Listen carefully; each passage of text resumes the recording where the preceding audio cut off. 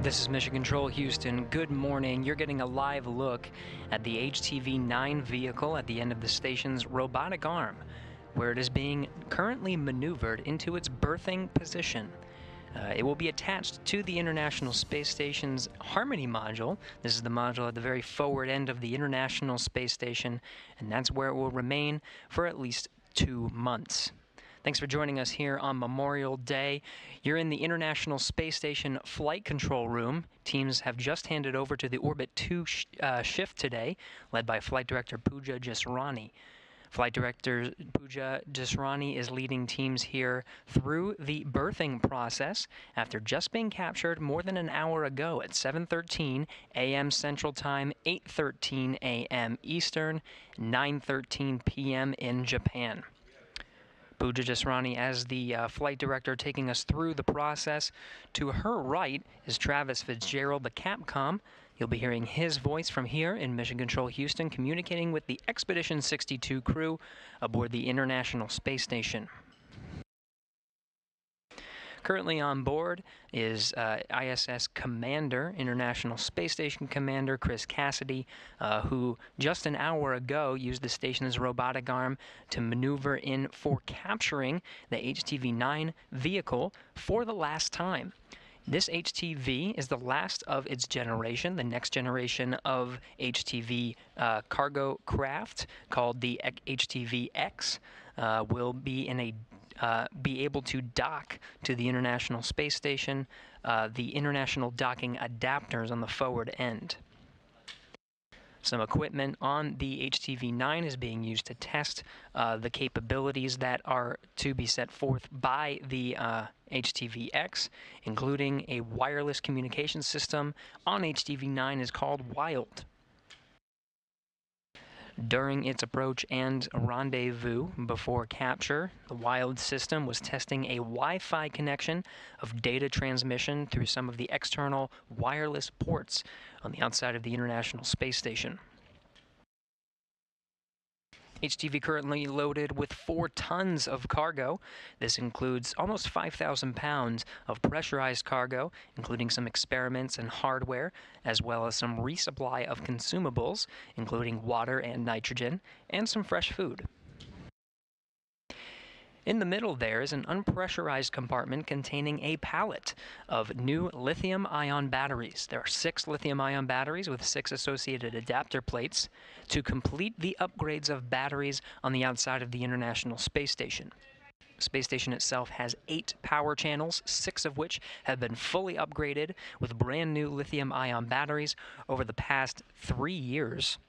The final set of lithium-ion batteries, these 6 carried by HTV-9, will be, once installed to the International Space Station, will be removed from HTV and set up for future spacewalks to install the final set of lithium-ion batteries on the S6 truss of the space station. This is the farthest starboard truss segment that contains the integrated electronics assembly. We'll be swapping out some of those old nickel-hydrogen batteries for the new lithium-ion.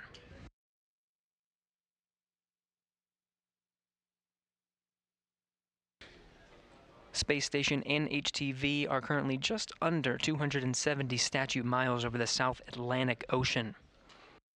The robotic arm is now in a hold position, part of the incremental movements at the controls of robotics officers on the ground, some of those incremental movers to get it into its position on the nadir port of the Harmony module. This is the Earth-facing side of the module that's at the furthest forward port of the International Space Station.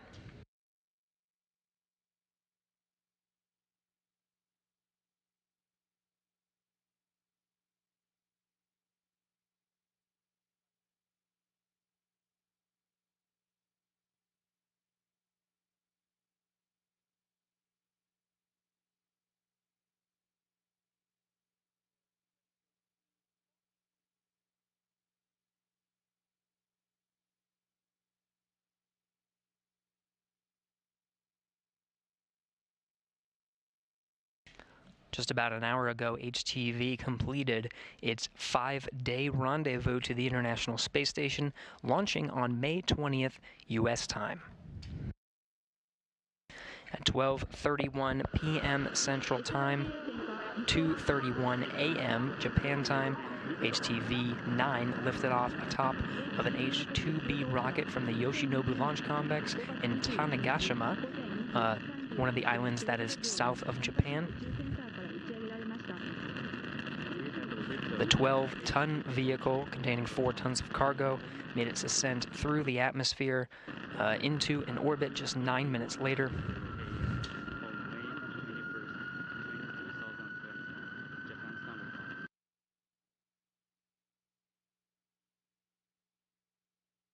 Spent the last 5 days catching up with the International Space Station. Just this morning, going right on time through the predicted schedule of rendezvousing with the International Space Station.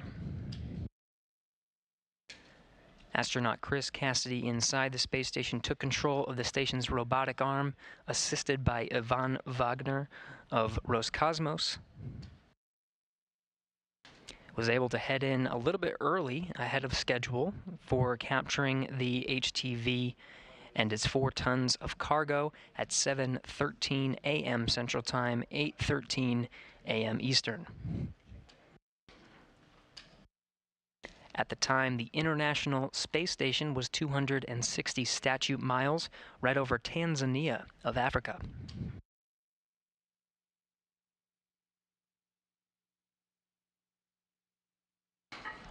After HTV was successfully captured, words were shared by Cassidy himself as well as Leslie Ringo, the Capcom of the Orbit 1 shift in Mission Control Houston, and Norishige Kanai, who also, as a representative of JAXA, was stationed here in Mission Control Houston.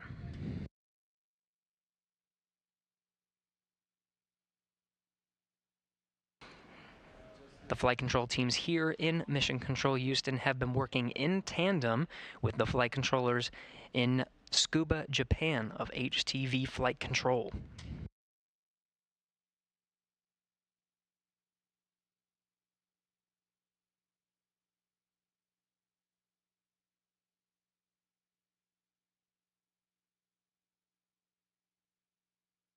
After Cassidy captured the HTV, right on time, 7:13 a.m. Central Time, he handed over control of the station's robotic arm to robotic officers here on the ground. From there, the robotic arm aboard station has been maneuvered remotely by controllers here on the ground, incrementally, to its new berthing position on the nadir port of Harmony.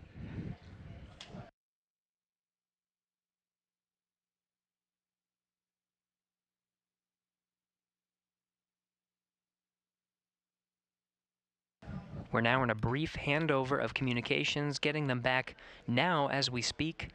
This will happen time to time throughout our coverage. Communications, video and audio from the space station come by way of geosynchronous satellites called TDRS satellites, tracking and data relay satellites. They're positioned in geosynchronous points across the globe, handing over from satellite to satellite as the station and HTV fly 17,500 miles per hour around the Earth every 90 minutes.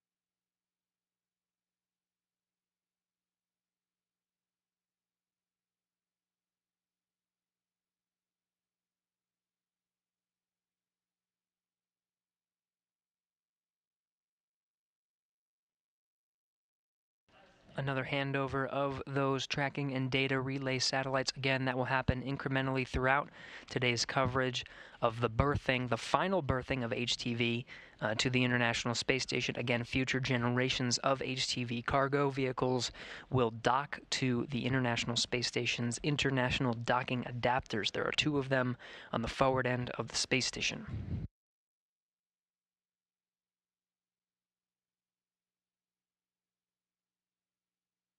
At this time, the arm is in motion, making another one of those incremental movements towards the HTV's berthing position at the Node 2 Harmony module, the Earth-facing side.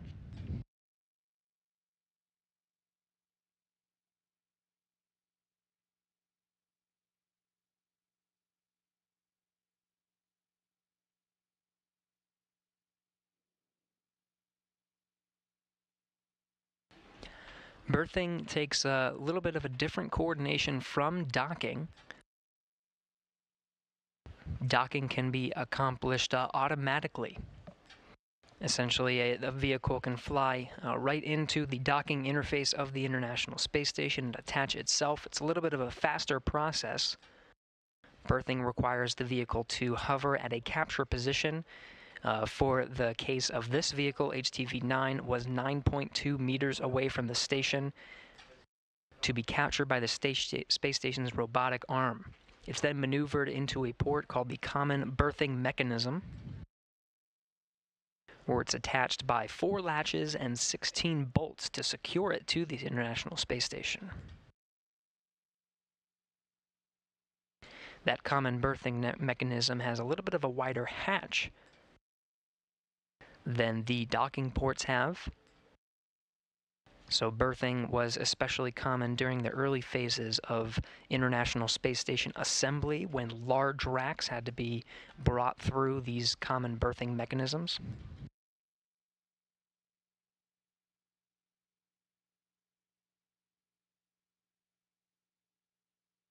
Arm is currently in motion, slowly but surely maneuvering to that common berthing mechanism. Space Station and HTV flying 262 statute miles over the southern Atlantic Ocean on a northeasterly course heading towards the west coast of Africa.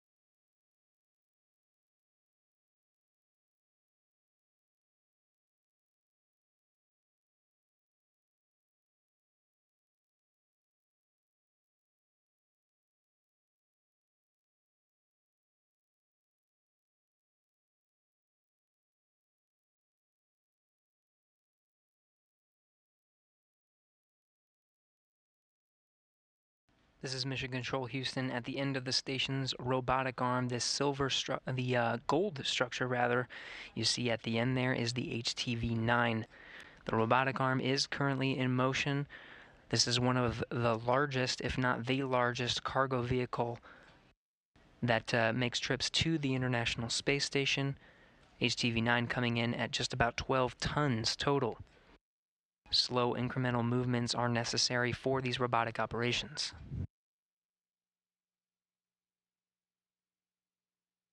The arm is in motion, one of several incremental motions to get it into its berthing position. Right now, the space station is flying 260 statute miles over the Atlantic Ocean. There in the distance, you're seeing the west coast of the African country of Gabon.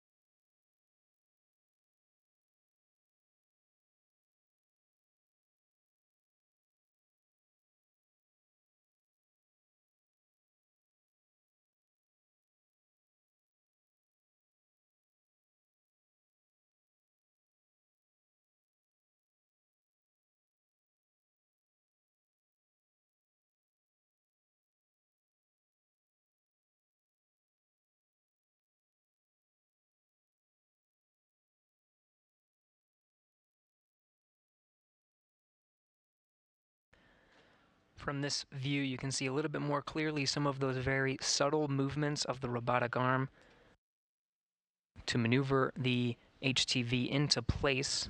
This view coming from the common berthing mechanism. This is a camera facing down towards the window that's at the center of the hatch. A hatch which astronaut Chris Cassidy aboard the International Space Station will later open to reveal the nearly 5,000 pounds of pressurized cargo inside HTV.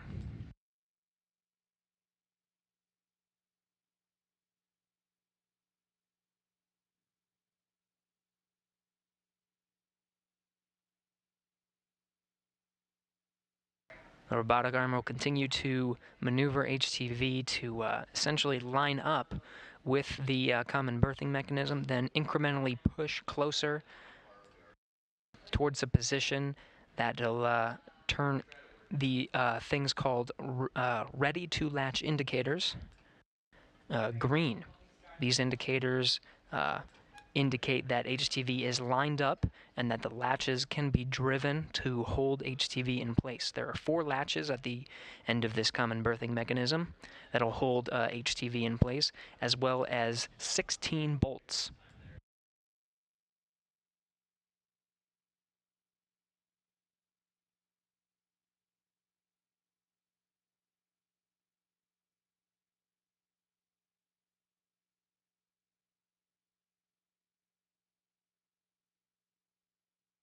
From this view, you can get a good look at that open compartment towards the center of the vehicle and the left.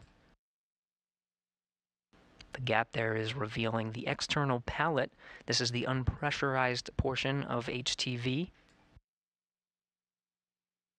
That pallet contains 6 new lithium-ion batteries and associated adapter plates. The pallet's mounted to the unpressurized portion, which is open and exposed to the vacuum of space. Once HTV is attached and officially berthed, robotics officers will be able to maneuver the station's arm and a special dexterous manipulator unit called Dexter that'll be at the end of the robotic arm. Dexter will pull out the external pallet containing the 6 new lithium-ion batteries and get it staged over on the station's truss so that they can be installed later via spacewalks. There's also an external pallet currently on the space station full of old nickel hydrogen batteries from the Port 6 truss that were wrapped up earlier this year in January.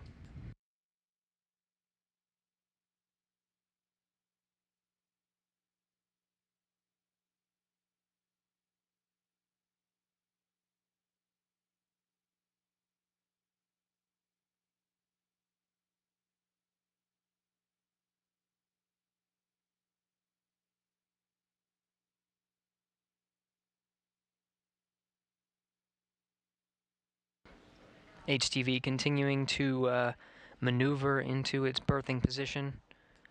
Robotics officers lining it up right with the common berthing mechanism. Station and HTV flying at 259 statute miles right over the Sahara.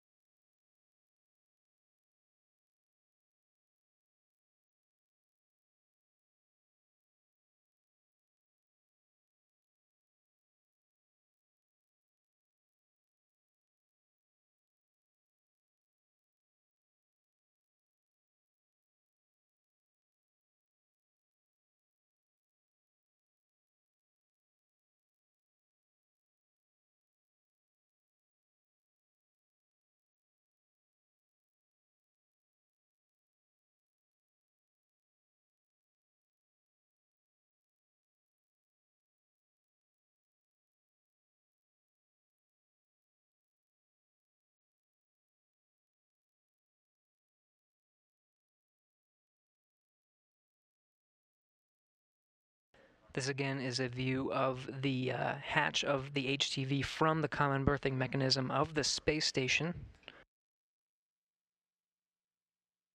That common berthing mechanism has a series of hardware to officially mate the HTV with the International Space Station. Houston Station on 2 for timeline.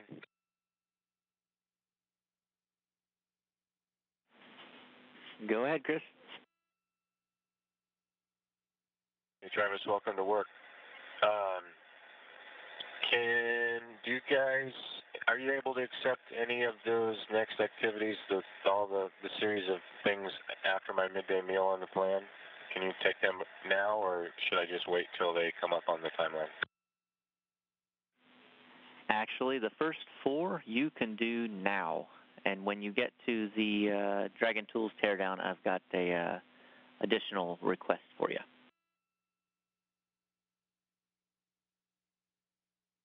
Okay. Dragon Tools teardown, that's the first one, so you might as well send it to me now. Okay, so when you get there, when you're done with the Dragon Tools teardown, we'd like you to plug in the REM USB, and it can go in any USB except the back left. How copy? Copy all. And I do have one quick go back for the timeline. We are not ready to deactivate the lab HD camcorder yet.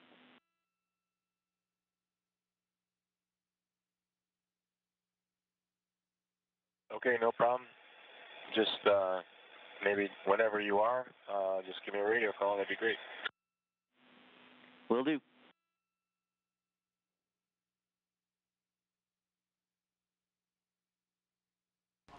You're hearing Chris Cassidy aboard the International Space Station get through his workday. As station and HTV fly right over Egypt, you're seeing the Nile River back there in the background.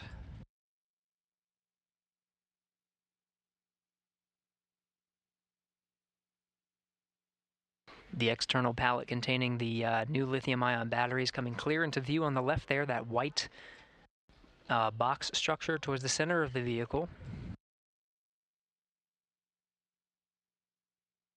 Cassidy, you're hearing work through his workday. He has some preparations to work through the pressurization and leak checking once HTV is berthed to the International Space Station. You're also hearing him do some prep work for the Demo 2 launch. Just 2 days from now, Bob Behnken and Doug Hurley will lift off from the coast of Florida. The first times humans will launch from the coast of the U.S. in 9 years.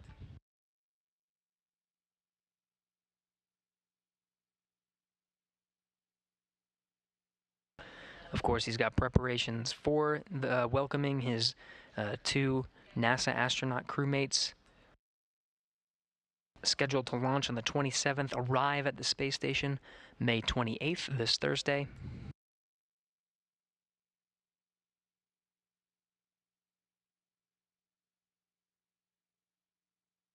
But of course, one of the items on Cassidy's to-do list for the early parts of this week will be opening up the hatch of the HTV and revealing the 5,000 pounds of pressurized cargo that's inside.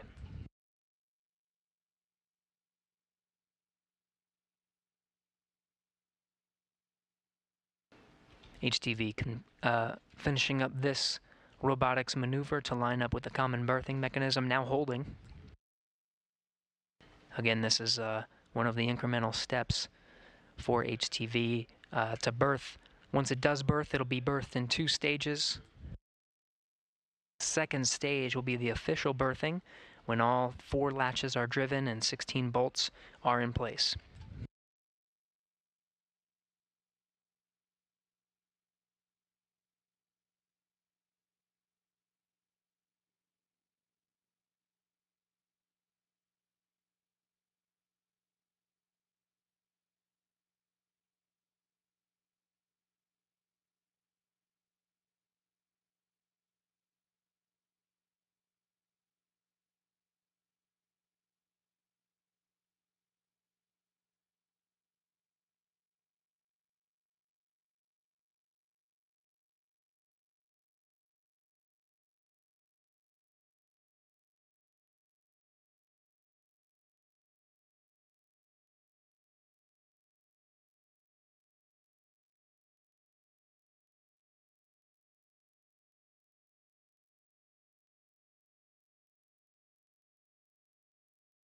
With that, good checkouts from that held position.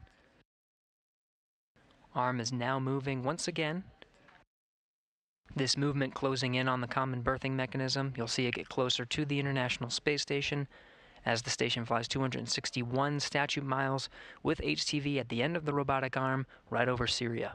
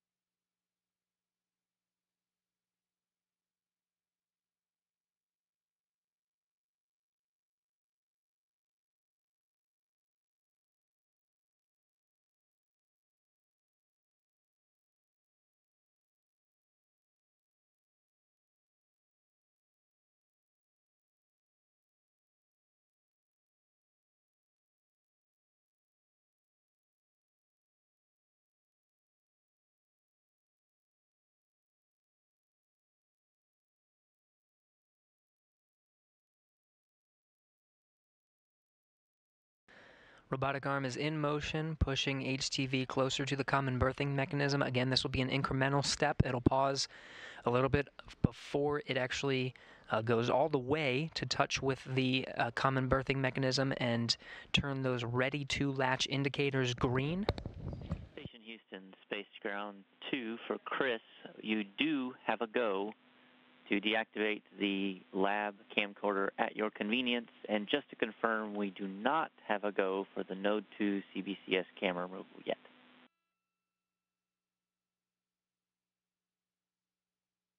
Copy all.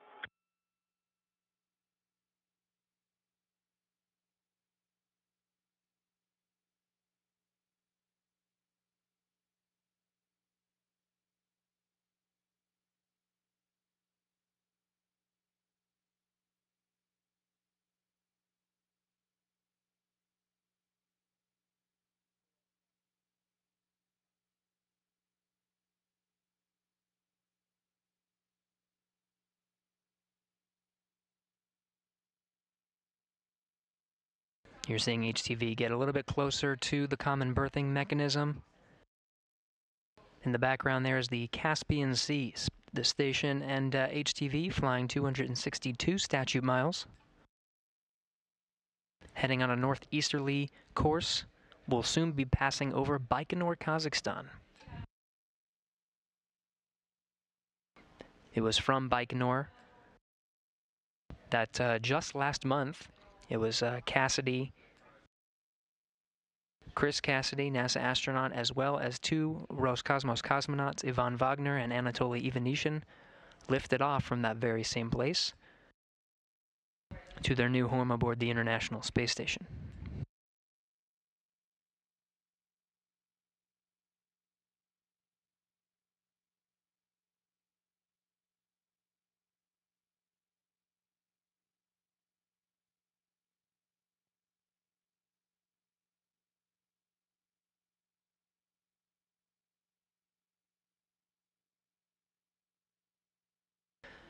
Another handover of video and audio communications from the International Space Station.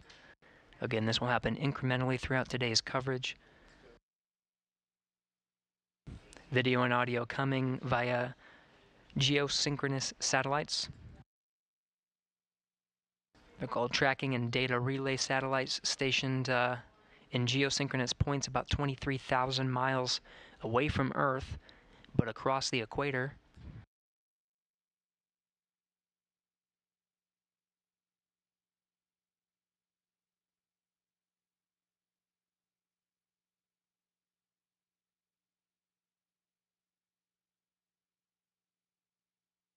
At this time, the robotic arm has finished its incremental movement, now holding.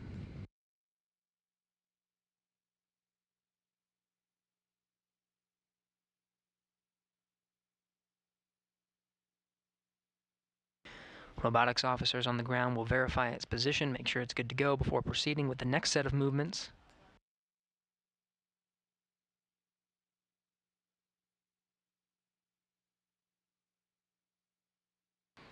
International Space Station now flying 262 statute miles right over Baikonur, Kazakhstan.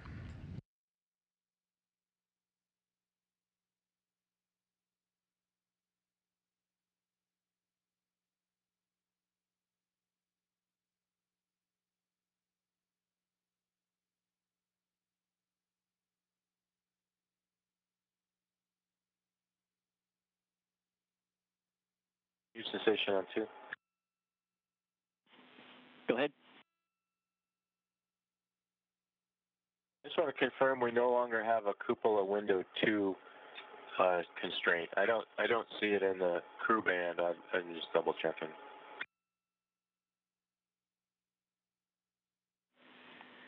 That is correct. The constraint no longer applies. Copy, thanks.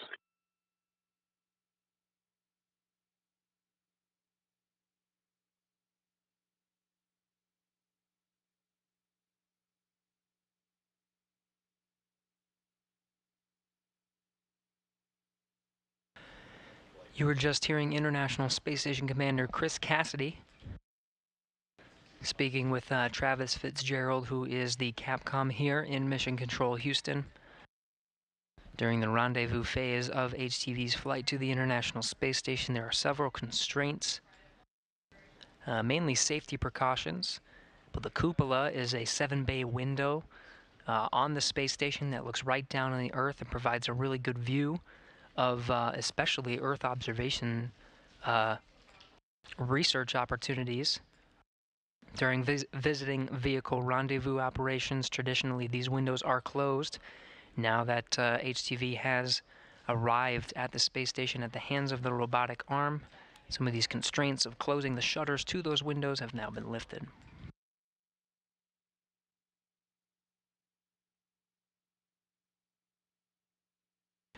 The Orbit 2 team here in Mission Control Houston, led by Flight Director Pooja Jasrani, taking us through the operations to maneuver HTV for berthing to the International Space Station.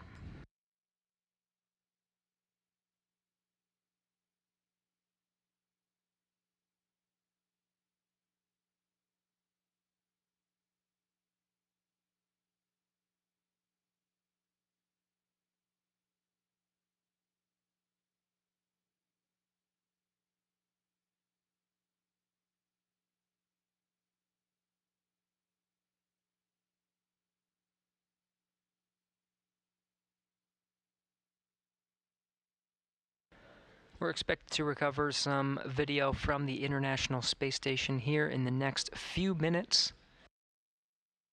Once we do regain the video, you'll start to see the Earth in the background of HTV start to get a little bit darker. The station is heading towards the Terminator line into an orbital nighttime, passing over the southern border of Russia and then soon over Mongolia.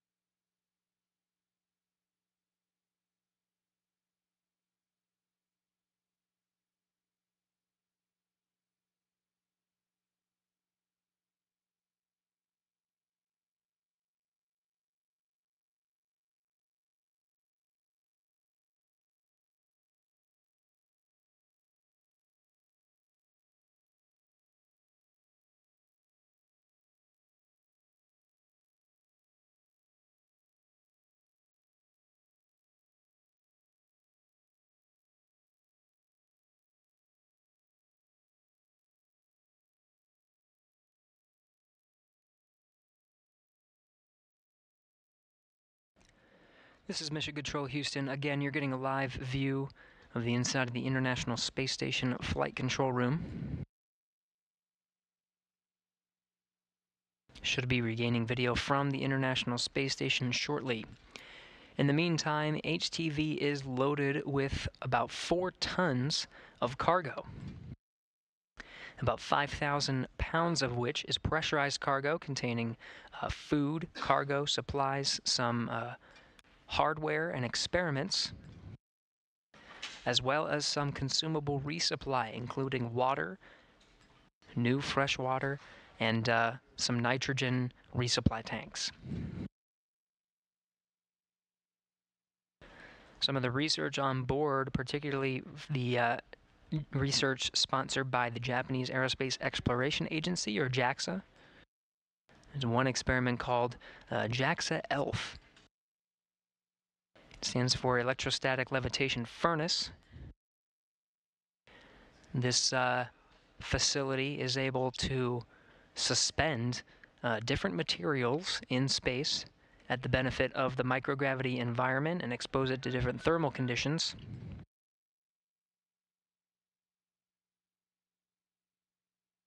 Some of the materials that are being tested on board the International Space Station include some materials that could help with future space exploration initiatives, including some turbine blade materials, spacecraft external shell materials, and a glass-forming alloy. Now regaining some of that video from the space station. You can already see as the space station flies over the southern border of Russia. We're in an orbital nighttime now. We'll soon, the sun will stop illuminating the HTV and International Space Station that are flying 250 miles above the Earth. Station Houston, Space to Ground 2. We're a little bit ahead on the timeline, so the no exercise constraint now applies. So no exercise right now, please. Copy that.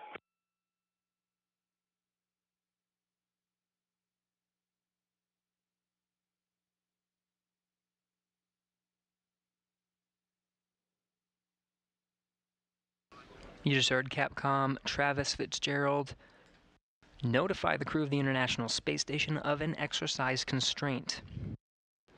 There are several exercise equipment facilities on board the International Space Station, including a hydraulic piece of equipment that simulates weightlifting. There's also a treadmill and a stationary bicycle.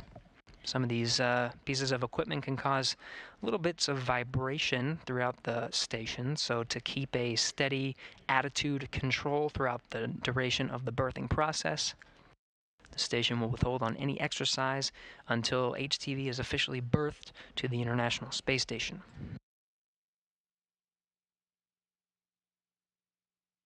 At this point, the International Space Station has switched its attitude control, disabling some of the thrusters on the U.S. side to prevent any plumes from interacting with the outside of the HTV.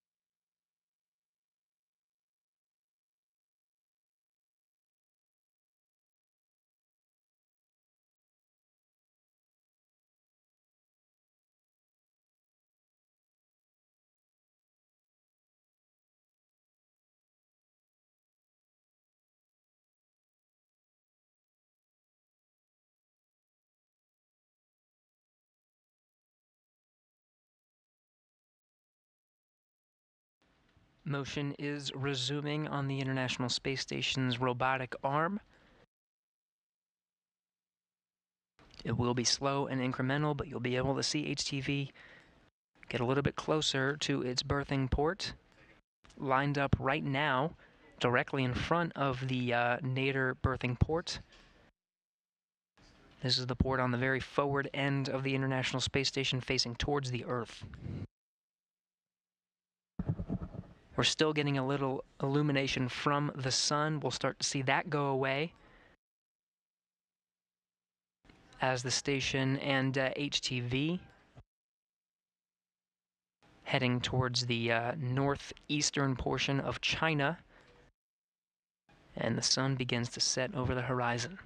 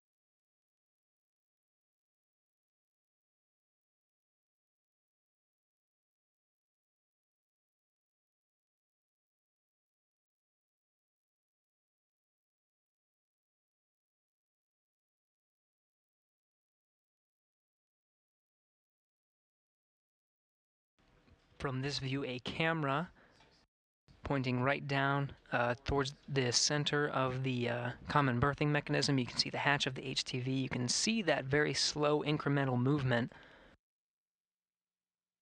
Houston Station for procedure 2.805. I'm checking with you about embedded RF things. RF radio's off. Yeah, we copy, Chris. The RFID readers are off. You may proceed to 1.2.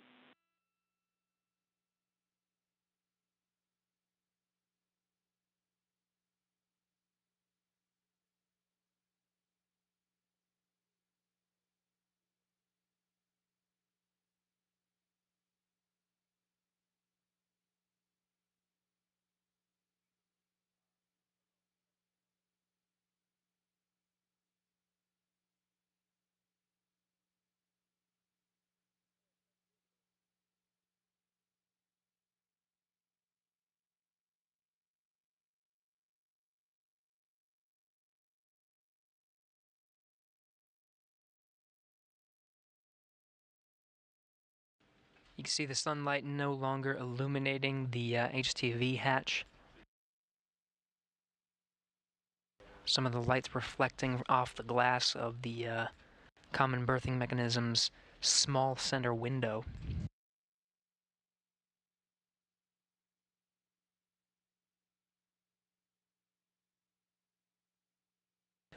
Still good movement and alignment from the robotic arm, pushing HTV right into place. There's going to be another pause before it's pushed in for its final movement.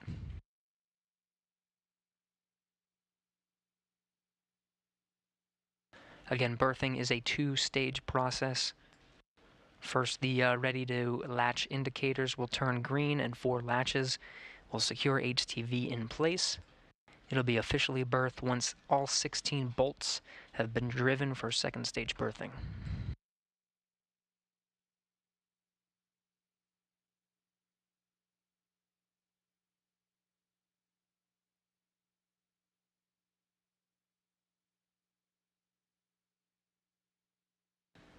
HTV now holding for one of those incremental checks.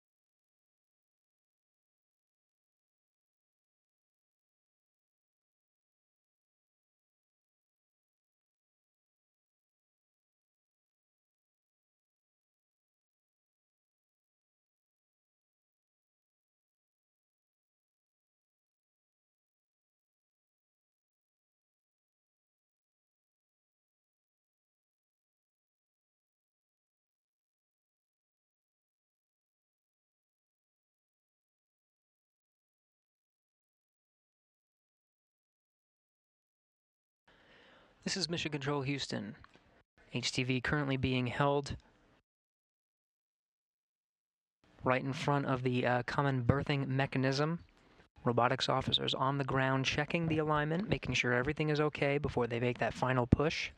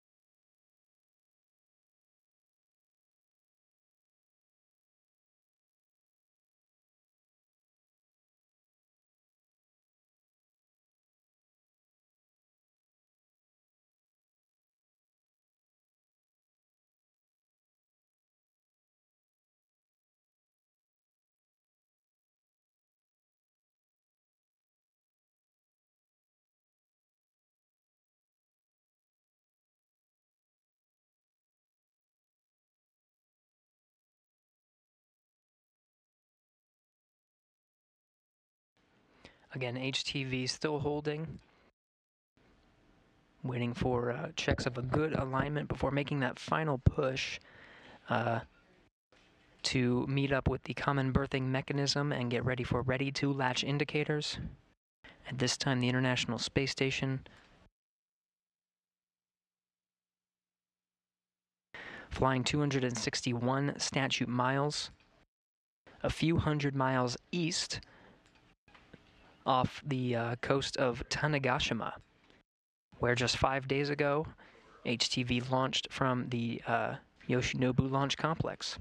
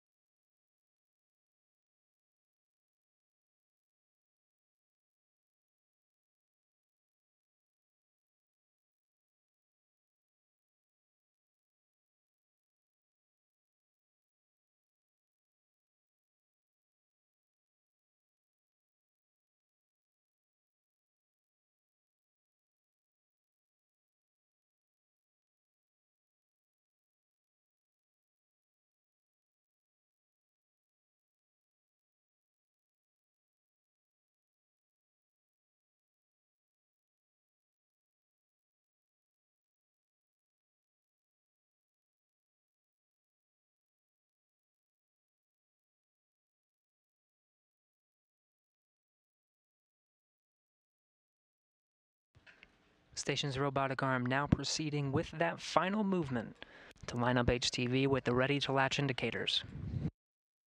This will be the final robotic movement to push HTV into place right in front of the common berthing mechanism for official berthing to the International Space Station. Again, berthing happens in stages. So first stage will be when ready-to-latch indicators are green. They'll drive 4 latches and secure 16 bolts. And that'll hold HTV in place for an official second stage berthing, where HTV will be officially mated to the space station. In the meantime, robotic arm pushing in HTV for that final maneuver.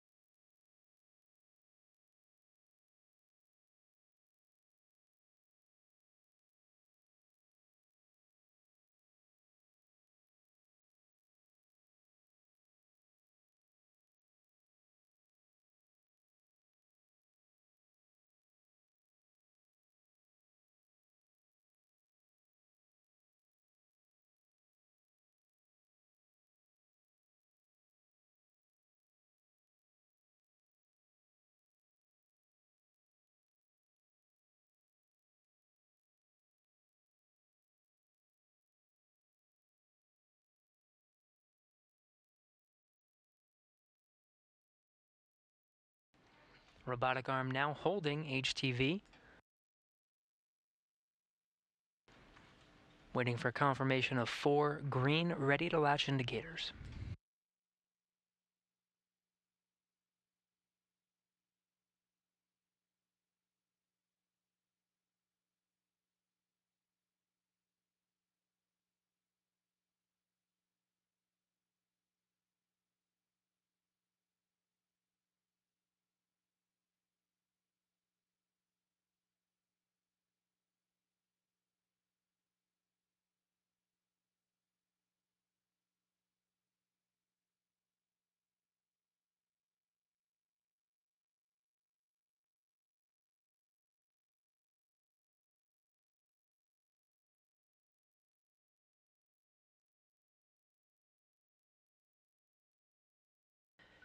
And we got confirmation of 4 green ready to latch indicators. Common birthing mechanism now being configured for first stage birthing.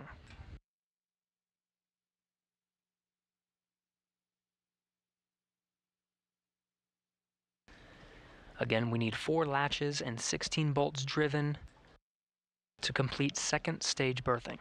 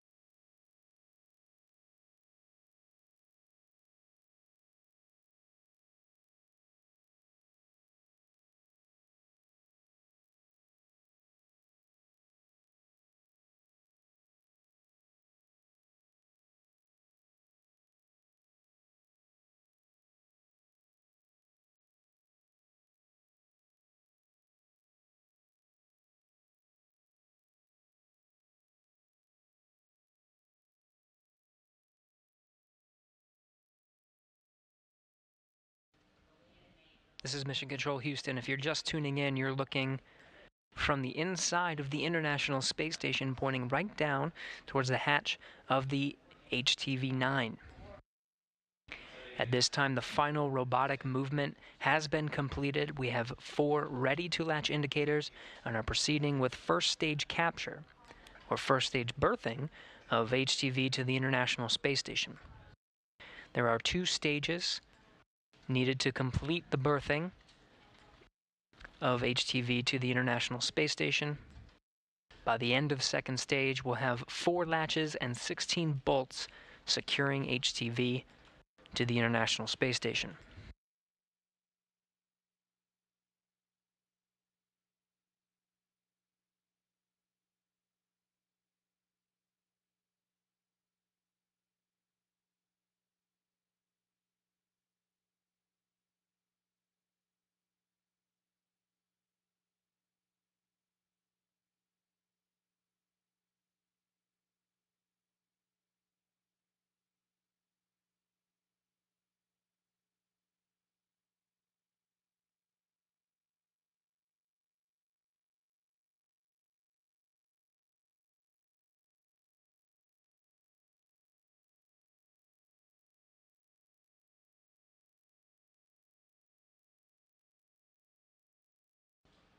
Station's robotic arm has been configured to go limp during the berthing process.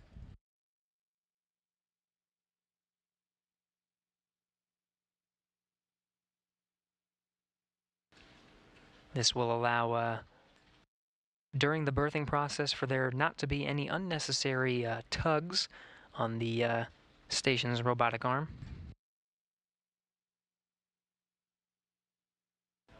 With the station's robotic arm now limp, first stage capture is complete. Now proceeding to second stage. Again, second stage means 4 latches and 16 bolts.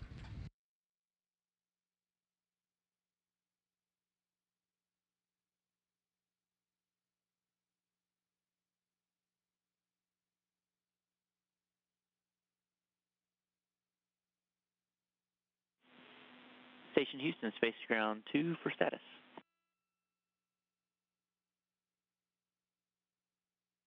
Hi, Travis. Yeah, Chris, just giving you a heads up.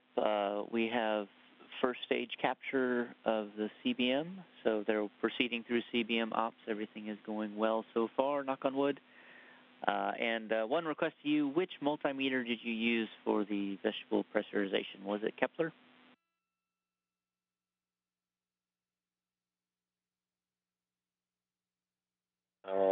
No. Huygens, I think? Hold on just a sec.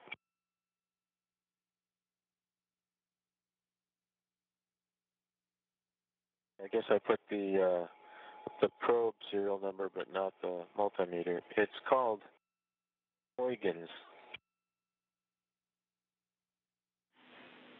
Okay, Huygens works for us. Thanks.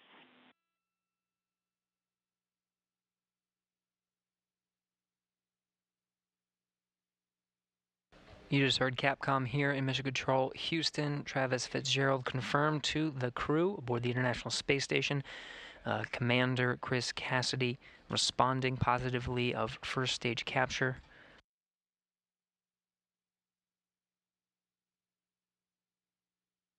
Now in the process of second stage capture.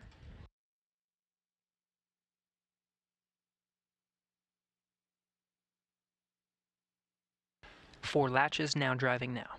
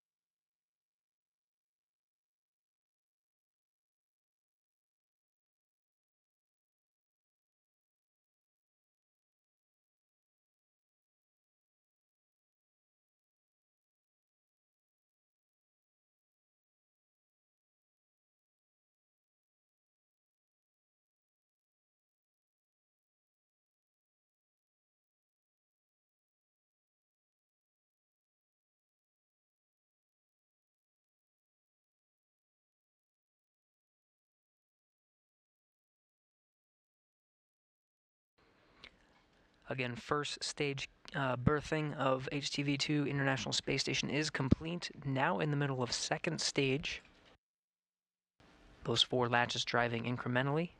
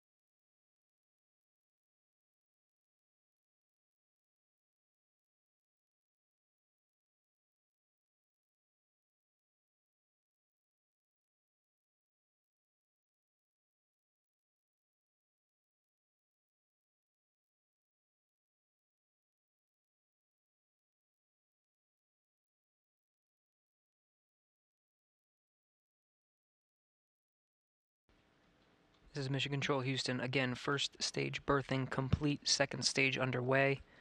4 latches being driven incrementally. Next will be 16 bolts. Once we have good confirmation of 4 good latches and 16 good bolts, we'll have a official berthing of HTV to the International Space Station.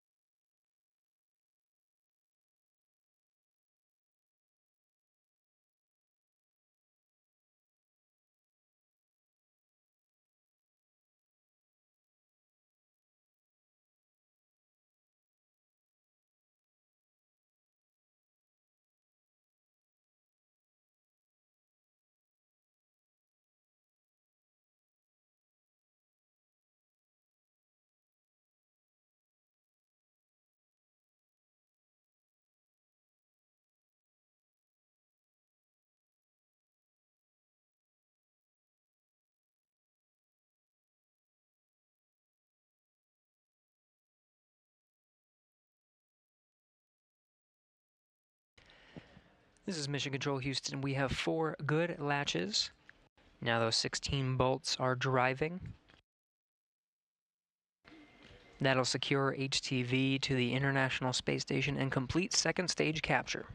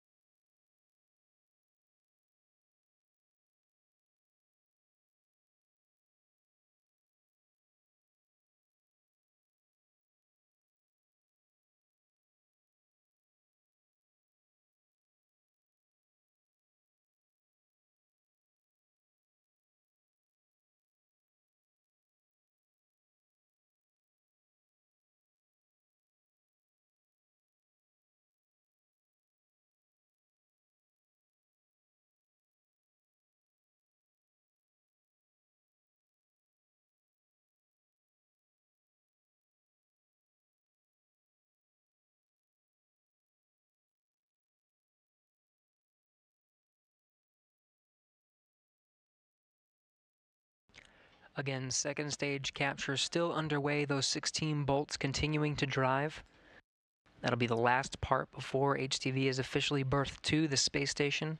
And this time, station and HTV flying 265 statute miles over the South Pacific Ocean, still in orbital nighttime. Though HTV starting to be illuminated by the sun, we should see a good sunrise here in the next few minutes.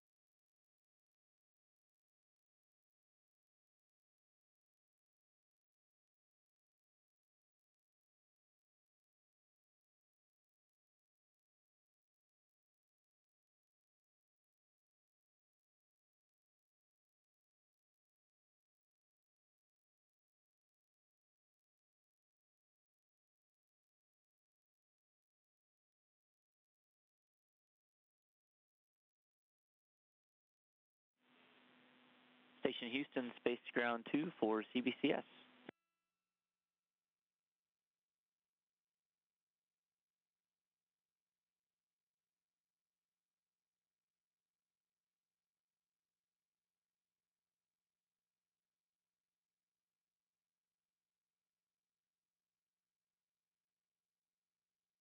Go ahead.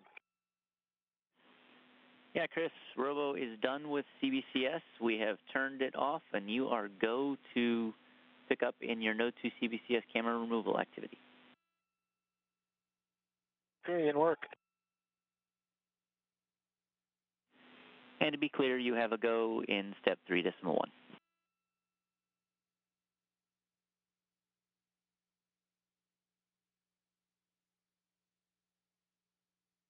Copy.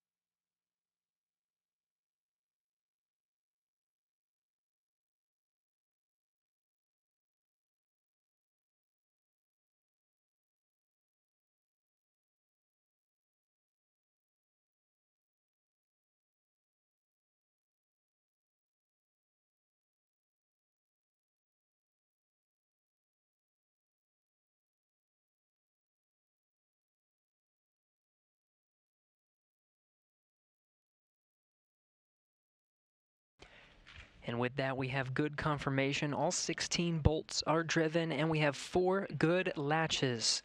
This was confirmed at 9:46 a.m. Central Time, 10:46 a.m. Eastern. The International and Space Station and the HTV flying 267 statute miles over the South Pacific Ocean.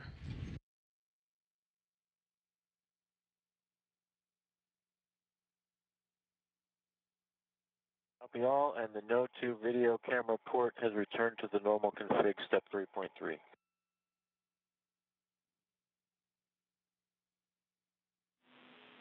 We copy. Thanks, Chris.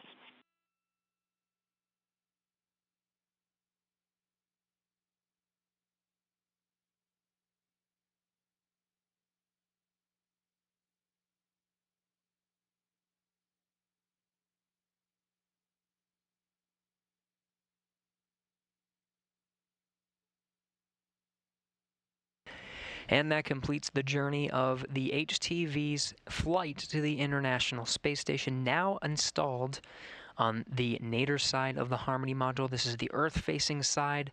That'll be its home for the next 2 months. Official berthing time was 9:46 a.m. Central Time. Station was 267 statute miles over the South Pacific Ocean. This comes just after capture this morning. Chris Cassidy maneuvered the station's robotic arm for a capture at 7:13 a.m. Central, 8:13 a.m. Eastern. Station at the time was 260 statute miles over Tanzania and Africa.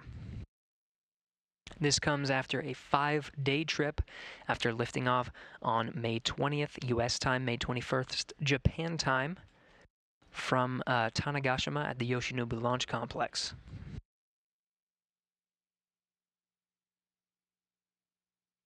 With HTV's installation to the space station complete, Cassidy will oversee some of the pressurization checks before opening up the hatch and accessing some of the 5,000 pounds of pressurized cargo inside.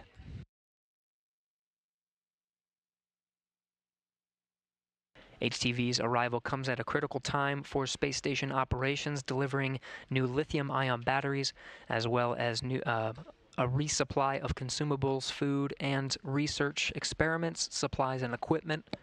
This comes just 2 days before the launch of humans from American soil for the first time in 9 years. Make sure to tune in to the launch of Doug Hurley and Bob Behnken from the coast of Florida, the Kennedy Space Center, lifting off on a Dragon, Crew Dragon vehicle atop of a Falcon 9 rocket.